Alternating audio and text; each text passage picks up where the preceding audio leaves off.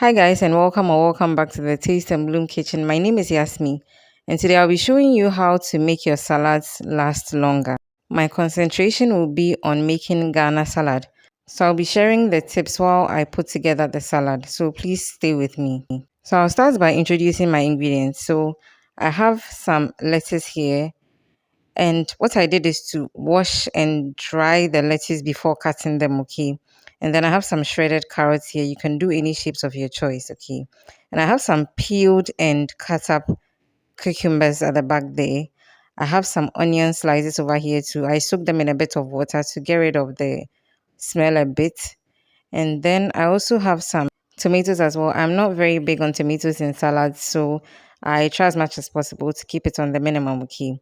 I also have here some sardines, which I have drained the oil out of completely.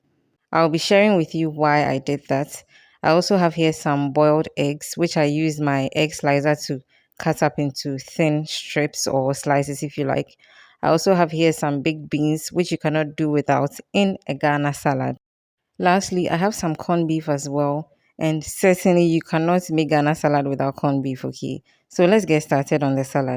So first of all, you need a clean, dry container or whatever you're going to make the salad in, okay? As much as possible, you need all the moisture to be out of the vegetables you're using.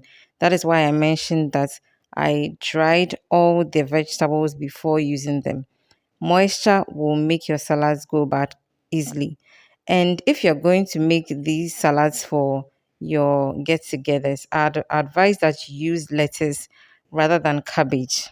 So I'm sure all of you know or have realized that cabbage has a very pungent smell when it's not cooked, okay? So you don't want a situation whereby you open the salad up and then that smell will fill the entire room. It's pretty embarrassing, okay? And when it comes to the vegetables that have a lot of moisture, like the cucumbers and the tomatoes, you want to try as much as possible to use a paper towel or a kitchen napkin to dab them very well. As much as possible, you want to get rid of most of the outer moisture before adding them into your salad. And also the onions that I soaked as well, when I drained the water out of it, I made sure to pat it dry to ensure that the moisture doesn't get into the salads as well. Again, I'm going to tell you why I drain the oil from the sardines. First of all, some people find it nauseating, okay? And secondly, it also reduces the moisture around it, which is obviously great to keep the salads longer. Even if you're going to store it in the fridge, you don't need the moisture at all. Also, you realize that I'm using a glove. You can use tongs as well. Please, what will make your salad last longer is that it does not have contact with your hands, or your hands do not have any business in the salad bowl, okay? That is one of the tips you should take away with you. In Akan, there's a proverb that says, "Se insa se ade." It basically implies that if you put your hands a lot into food, the chances of it going bad really soon, it's very high. So please take note of that. So, as I mentioned previously, Ghana salads go with baked beans, ketchup, and salad cream or mayonnaise. But since these ingredients contain a lot of moisture, if you want your salad to stay for long, please do not add these three ingredients until you're ready to eat the salad, okay? So, whether you're using the salad for a party or eating it at home, please do not add these three ingredients until you're ready to eat the salad, okay?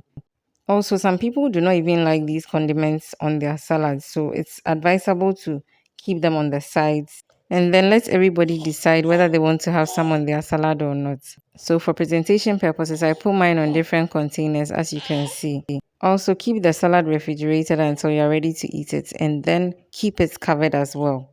I hope this video has been helpful. Please leave me a thumbs up on this video, share when you're done watching. Also, leave me a comment down below and let me know if I left out any tips. And until we meet again in another video, please don't forget to keep blooming.